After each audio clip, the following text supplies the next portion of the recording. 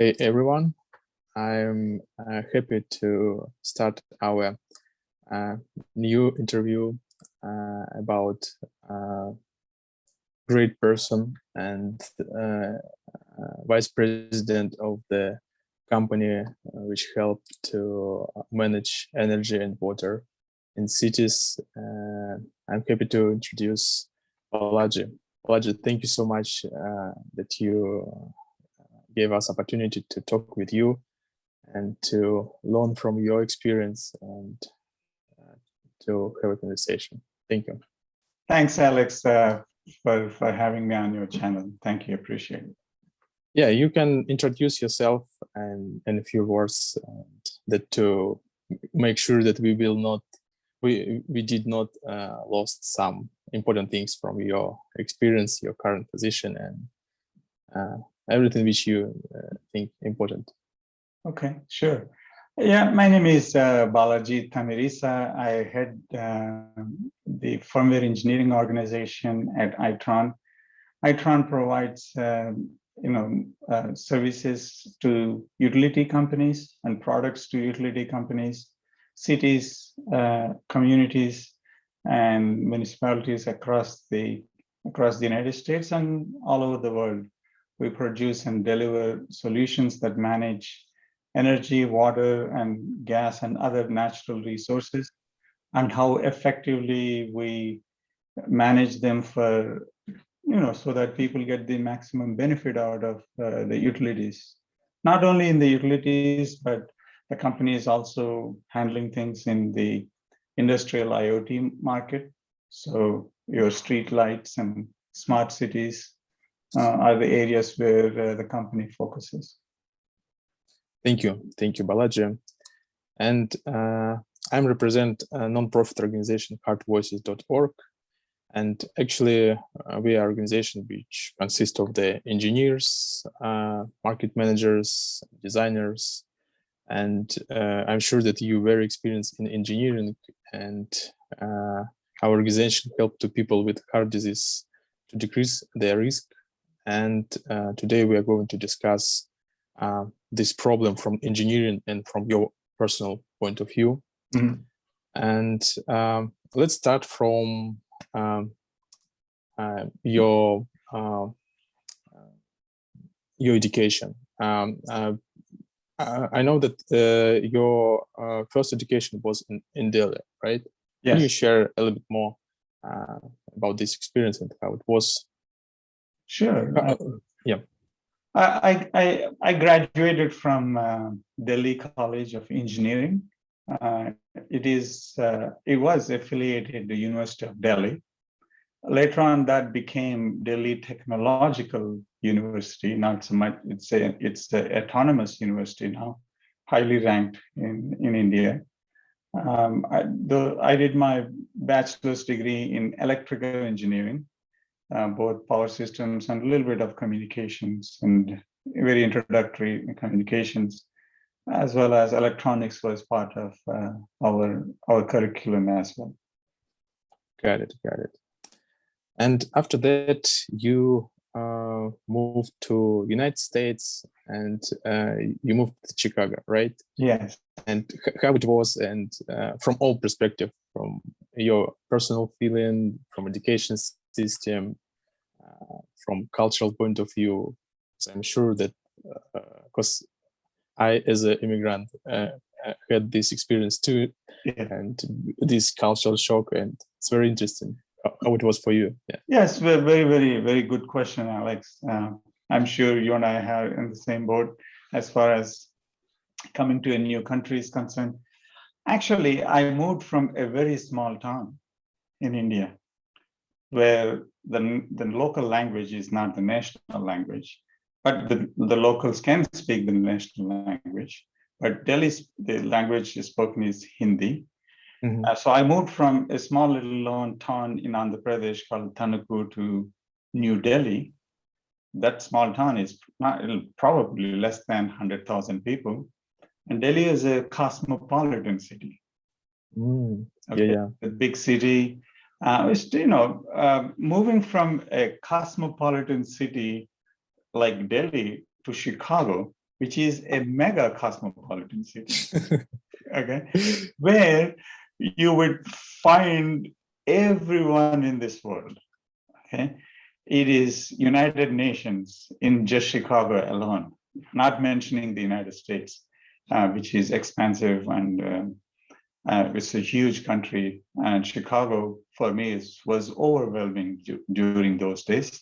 But, you know, I learned from going from a small place to Delhi was a huge change. And coming to Chicago is completely different. Cultures are different, foods were different, and you see people that you have never met in life before, people from different countries, and how they think, what they are thinking, what do they want to do.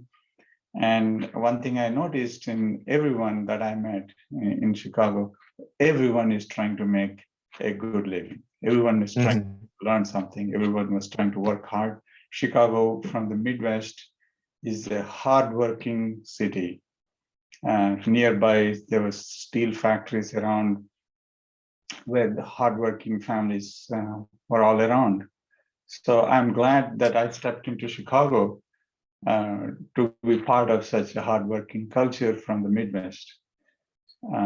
So that was the cultural experience there.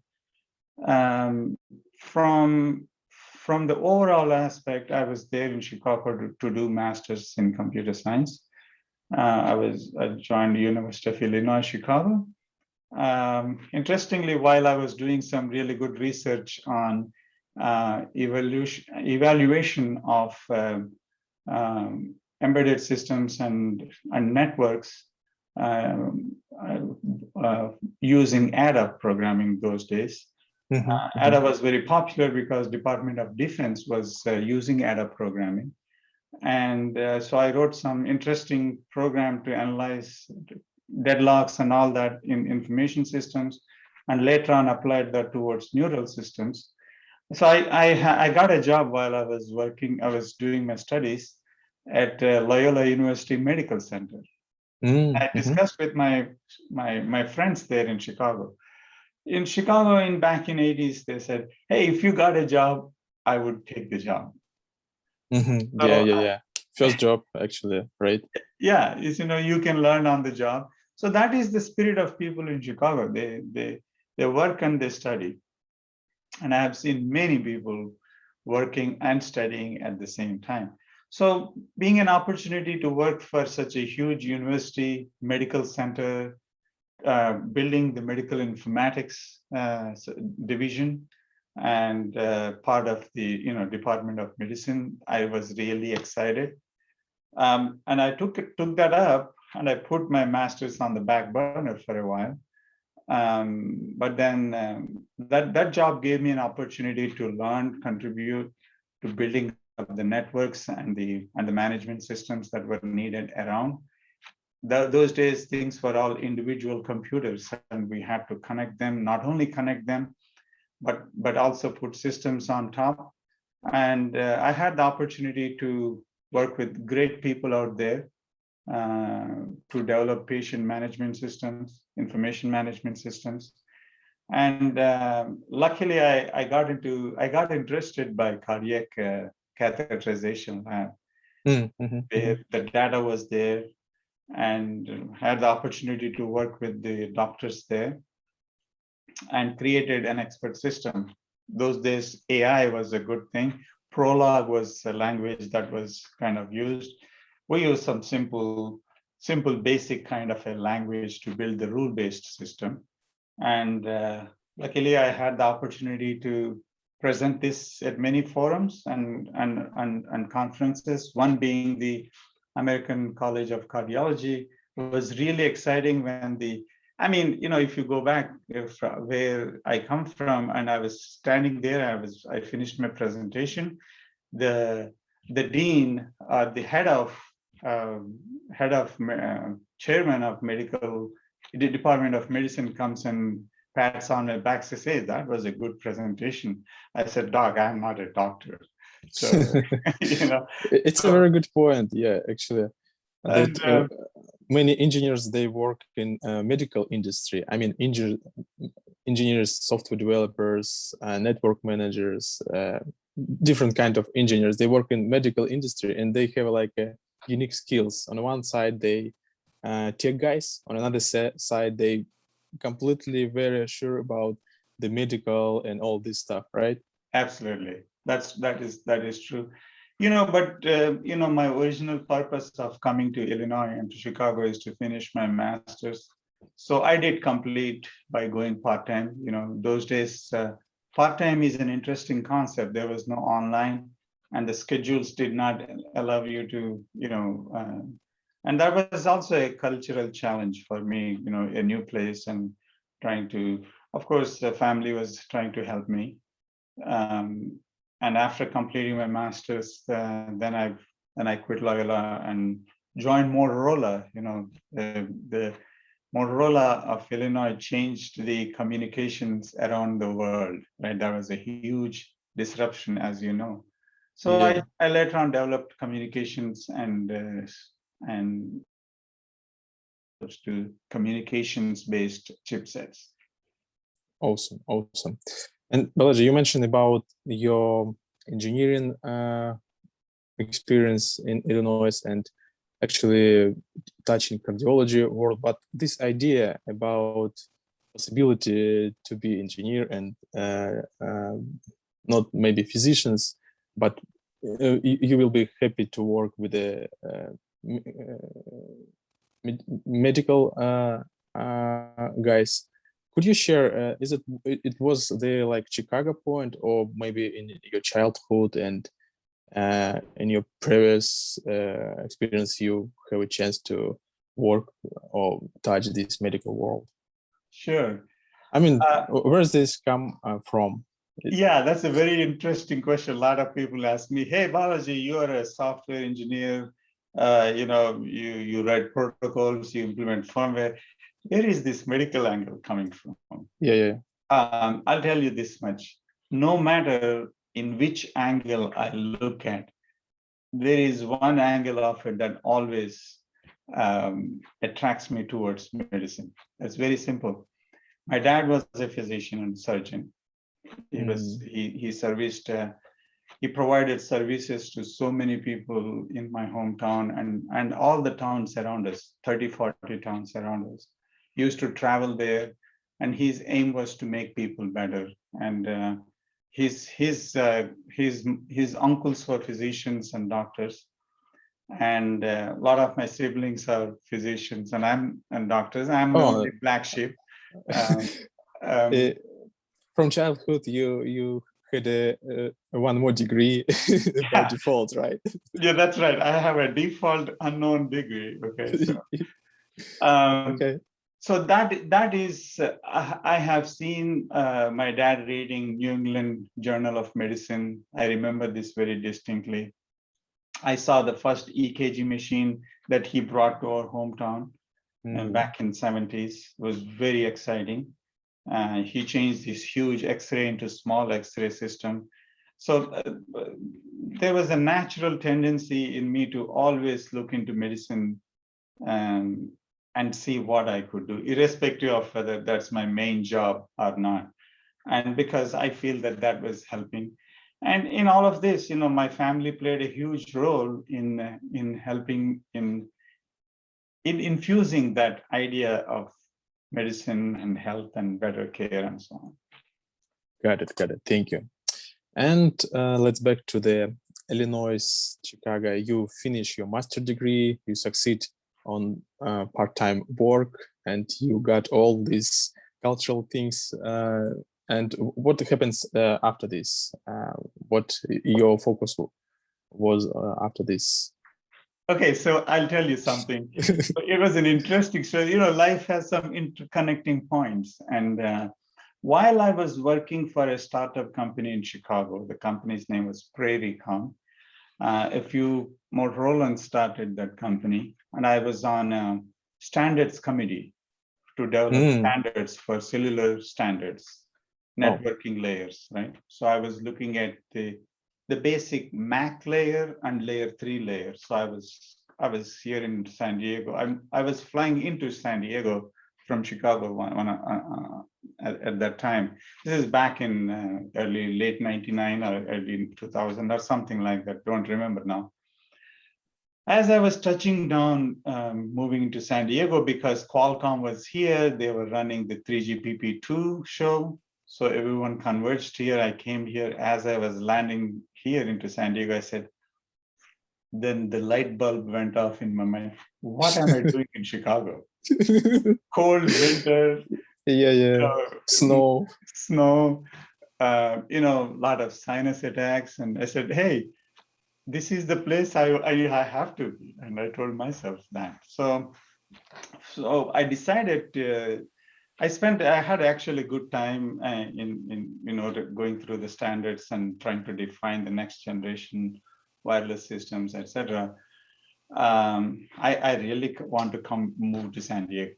At that time, we just bought a house. It was not even 2 to 3 months since we moved into that house. And I told my wife, hey, we're packing and moving. I said, how? I said, I don't know. Let's see what happens.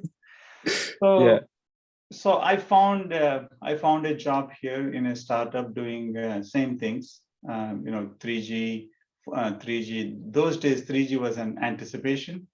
2.5 or 2.75G, I would say, to create chipsets.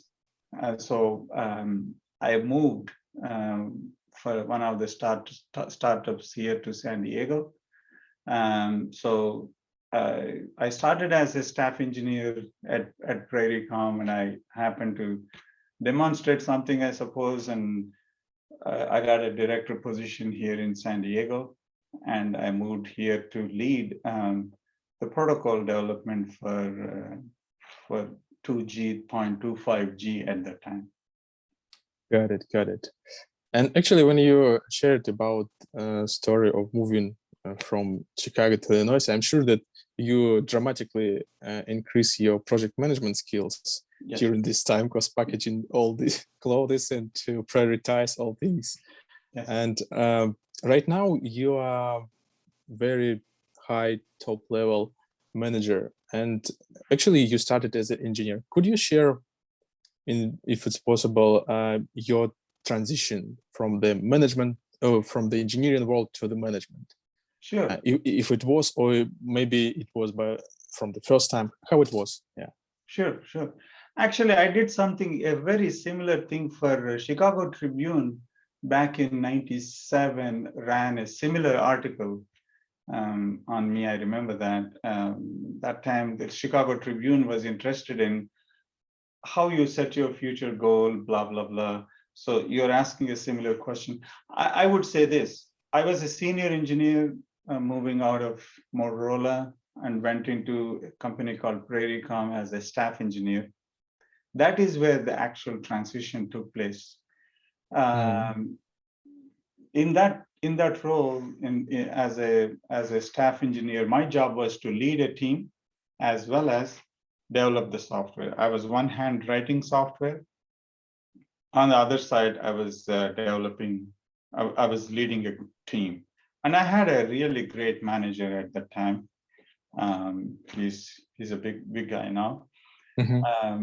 And he actually helped me guide through many things. Traveled along with him and others to meet with the customers in the Far East and elsewhere. I be a technical guy as well as a people's leader. Then I understood that you need both to make sure that you excel as a manager. But in a startup, you have to wear multiple hats. You'll be a product manager for half an hour. For 30 minutes. You know that, Alex. So for 30 minutes, you may have to be a coder. Another 30 minutes, you have to be a leader. And next 1 to 2 hours, you may be doing project management, trying to come up with schedules. Yeah, exactly. So that was my starting point, I would tell you. And keeping in mind that the big goal of the company in mind, what does the company want to achieve? What did the company want to do? What is their strategy? Aligning to that and aligning my role and making sure that I'm addressing that no matter what my position was in the company. That's how I took it up. And later on, when I moved to San Diego, they saw these skills and they took me as director of engineering. I actually did not ask for it. Building chipsets and protocols. I had to lead a highly skilled set of people where I couldn't BS anything, because these guys are really, really very strong technically, and they understand things. When people are very strong, they look up to the leaders, and the leaders, they expect them to be performing at certain level. I was glad that I had a great team of people to lead. In that process, I learned a lot from those teams to better myself, as well as better the teams. In all of this, I try to understand how small companies work, how big companies work, what are the differences, how do we have to adjust your plans and your strategy, etc., to solve the complex problems that the organization and the companies face. And while I understood while I was doing that, we need to make sure that leading people, technology, all of these transformations, this digital transformation that happens over the course of time, requires that required me to ground myself in reality and address the main points of the company. Awesome. And this is a best explanation of the transition from the engineering world to the management world. And I believe that we smoothly start second part of our interview, and our focus will be on heart attack problem and your personal opinion on this problem. I mean, engineering point of view, management point of view, maybe your personal experience. And the first question in this area will be, why do so many people have problems with heart attack?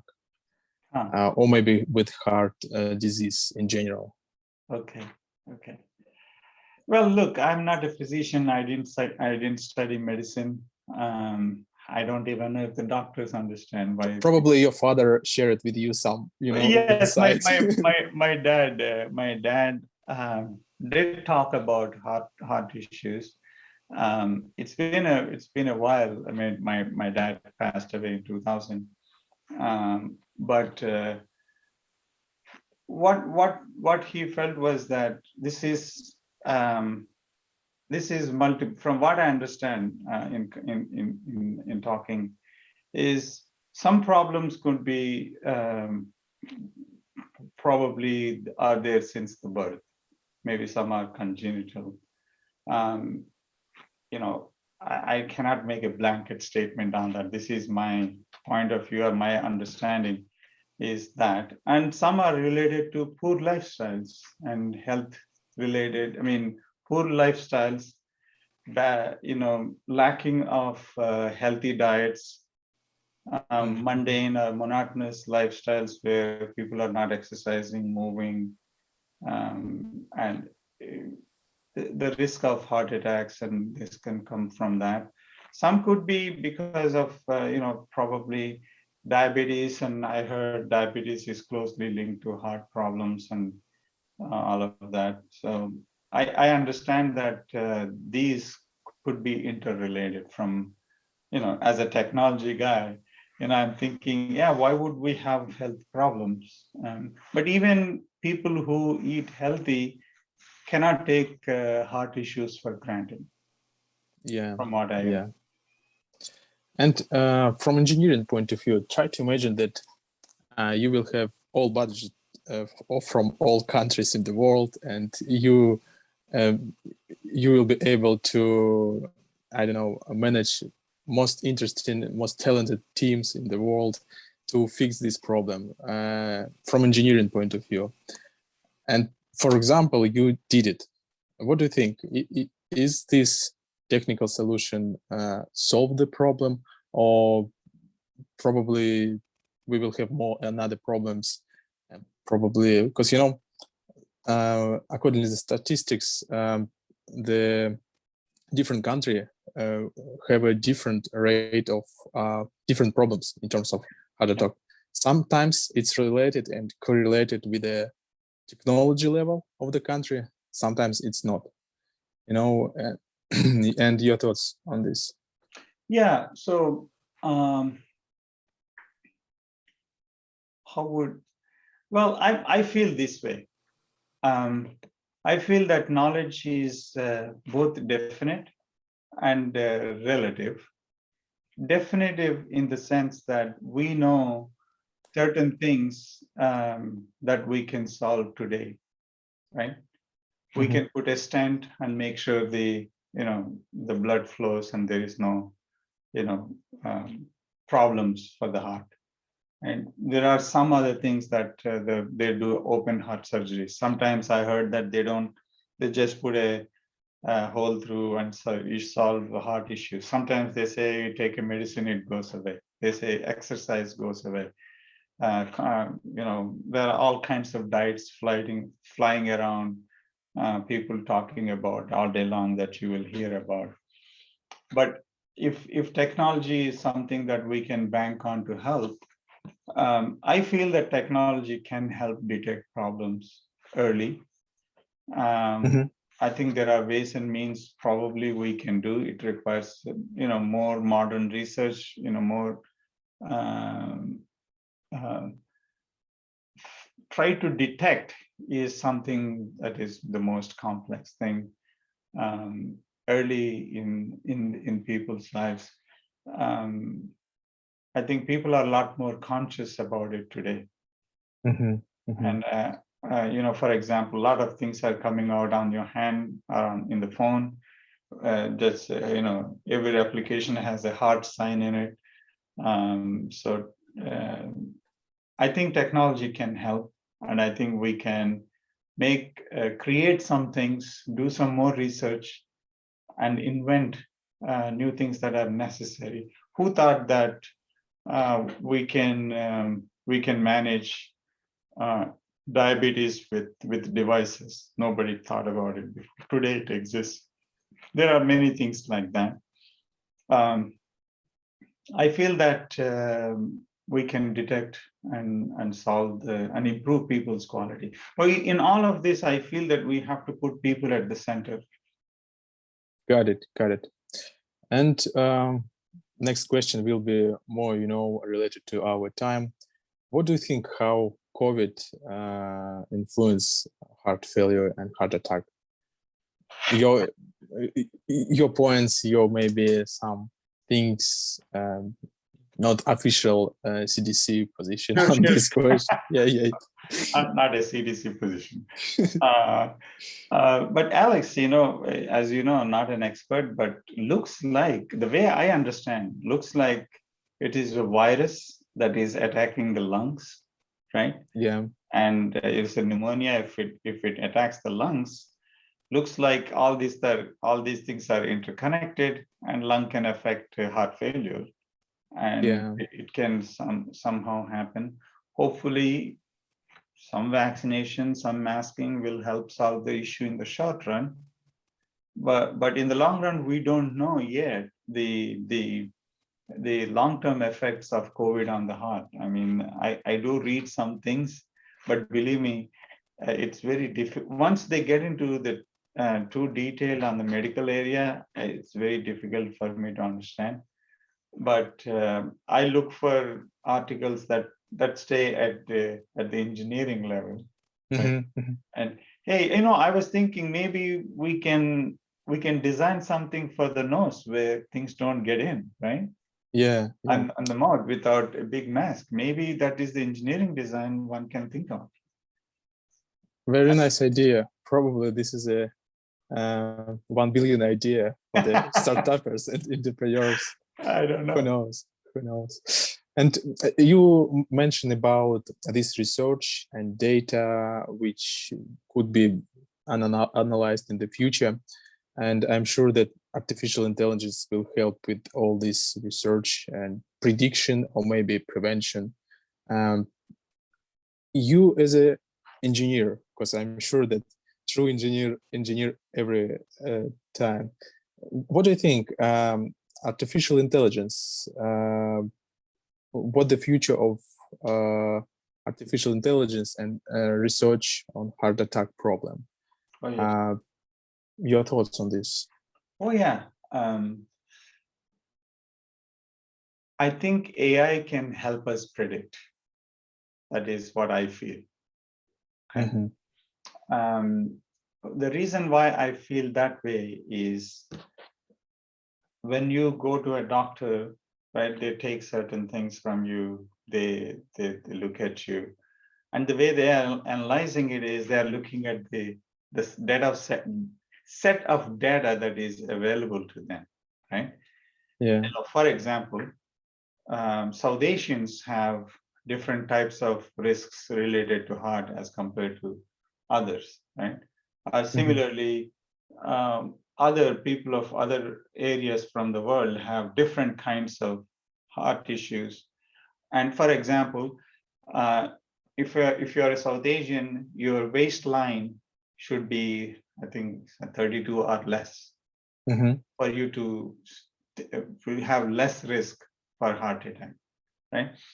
There are so many parameters, right? And it is very difficult for one person to comprehend all of those parameters. This is what I found with that expert system that I was talking to you about, that I presented at American College of Cardiology, is that there is so much data, amount of data, that you will not be able to look at and understand everything. Like your doctor may take your blood test results, he's probably not looking at everything. Say, okay, Yeah. Balaji, maybe, this is the issue. He looks at maybe like three, or he or she looks at maybe like 3 or 4 readings and say, well, we got to watch your A1C. I say, okay, fine, thank you. But what I'm saying is, if we have a system, if we can build a network like that, a neural type of network, I'm just saying, not a neural net maybe. There are models today. My son showed me a really great predictive analysis tool there, where we can go through large amounts of data and create that for the benefit of people. And I really strongly feel that there is so much data out there that is not yet collected, and AI can definitely help. Thank you. Thank you. I believe that we're on time. And yes. Balaji, thank you so much for your very different experience in different work, engineering, management, cardiology, medical, all these things are very interesting. I'm sure that in the future we will probably make more interviews, maybe in 1 or 2 years, and we will back to COVID, how COVID influenced the industry, how COVID influenced the health of the people. And thank you so much that you gave us your time, and thank you for sharing your experience. I'm sure that all who will watch this video will be inspired by your career journey, by your experience, and your vision for the future of the technology. Thank you. Thank you, Alex. You actually hit on a note, which is the heart and cardiac type of applications is really my passion. I really follow that very closely. I appreciate you taking time to talk to me. Thank you. Thank you, Balaji. Thank you. I wish you all the best, and have a good Friday in San Diego, and see you next time. Yeah, thank you. You too. Bye-bye. Bye. Bye-bye.